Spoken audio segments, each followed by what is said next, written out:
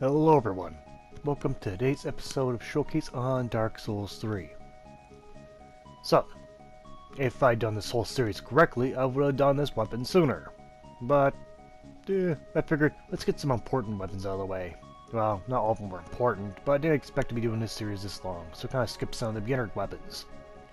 Hence why this beginner weapon's a bit towards the end of Showcase. Well, it's not really the end, but kind of like the two-third point, I think.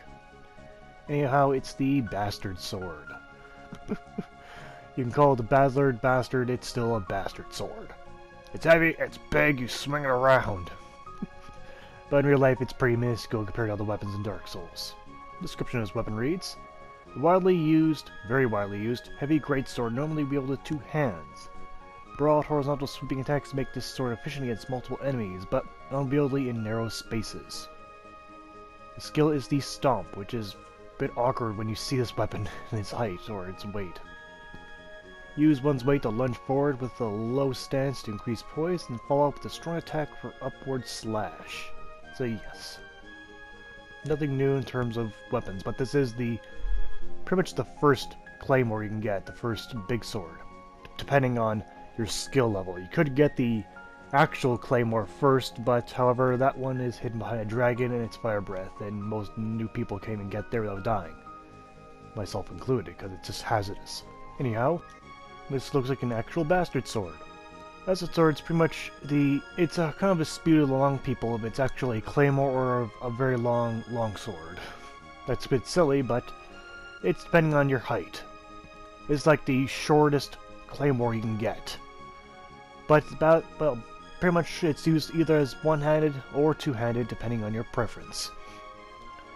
Though you can use it with shield historically, you could use it two-handed like this in Dark Souls. Though Dark Souls treats it so much heavier than it actually is. It's not that heavy. Not heavy indeed. But yes, you can see it's pretty much almost exactly like the picture I got, just a few small differences. These bastard swords came in a couple of shapes and sizes, but generally they all kept the same length, which is pretty much well represented here in this game. Alright, going on to the physical of this weapon, you can see we actually get quite a bit of damage out of it. 140. This is one of the starting greatswords, which is pretty good. That bonus damage is pretty good as well, but mind you, when you get it, you won't be that great. I doubt anyone starts with 50 strength and 31 dexterity.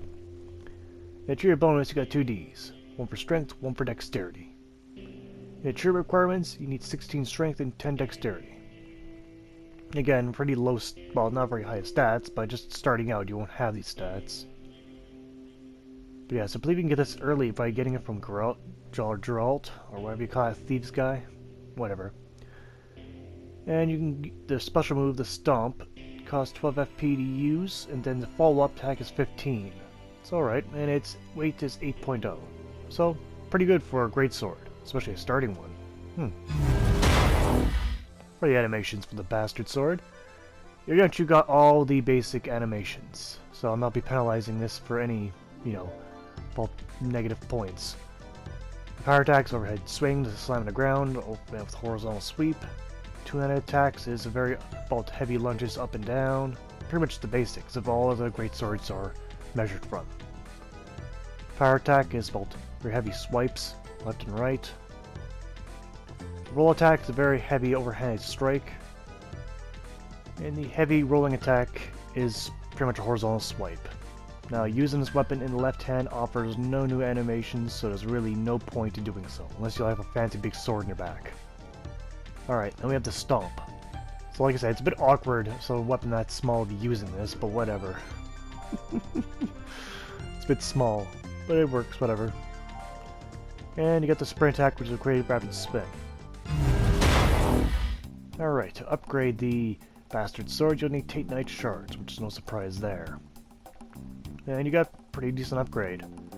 It is a starting weapon, so you actually get quite a bit of damage out of this. We can already see the achievement bonus for, strength went with C, so that's good. And we got very good damage going forward. And there we go.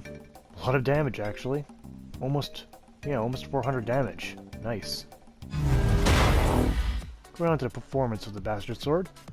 Well, it may be a beginner weapon, but I expect a good damage out of it. Yep, that was a stomp. Mind you, it wasn't the best time to do it, but whatever. Let's try and get a backstab in. Shouldn't be too hard with this weapon. Providing this guy will let me get behind him, or we're going to play the merry-go-round with him. There we go. Good, almost 500 damage. Pretty good. Alright. Against him with no armor. Pretty much destroyed him. Nice, hit both targets. Almost 800 damage. With a fully charged power attack, that is. Rolling attack was alright.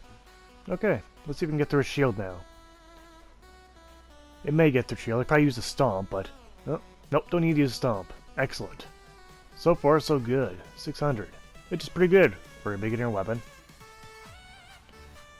Now, can I get through a gargoyle shield? Probably not.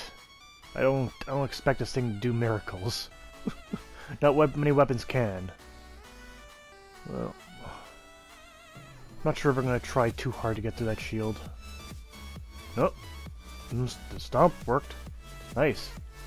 Mind you, I left no stamina to actually do a counterattack from that, but whatever. So the gargoyles are either low on stamina, or they can go through the shields. Whatever. Alright. So on to the Black Knight. This is one of the smaller of the great swords. And one of the weaker ones, so I'll again always resort to my backstabbing. Like I always do. That stomp is fast, and it's powerful. That's pretty helpful. Like, most stomps are incredibly slow. This one, not so much. Alright, let's go on to the pros and cons of the Bastard Sword. On the pros, it's a fairly solid beginner weapon. With good damage. And the specials are quite helpful for getting through shields. Alright, and on the con side, it is only a beginner weapon, so there are more powerful great swords. And, to be honest, that's kind of it. That's like the only true conflict weapon. Alright, moving on to the score for the Bastard Sword. Damage gets a 7 out of 10. It's fairly good. Really good. Came out to be a pretty average. Reach gets a 6 out of 10.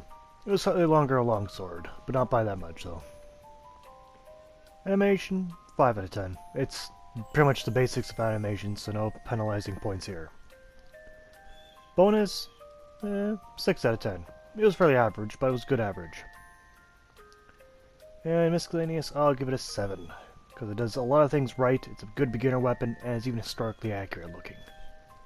So, in total, I give the Bastard Sword 31 out of 50, which is pretty good. Pretty good indeed. So in conclusion, this weapon's pretty damn good. Definitely a good weapon to start out with. Pretty sure I could have used this weapon probably more than halfway through the game comfortably. But oh well, there are greater great swords, but this one is not something to scoff at either. It's a plenty good weapon. It doesn't even require that much higher stats either. You gotta put a bit of effort in there, but not much. But oh well, that's been Showcase for today. I'd like to thank you all for watching, and I'll see you guys next time. Take care out there.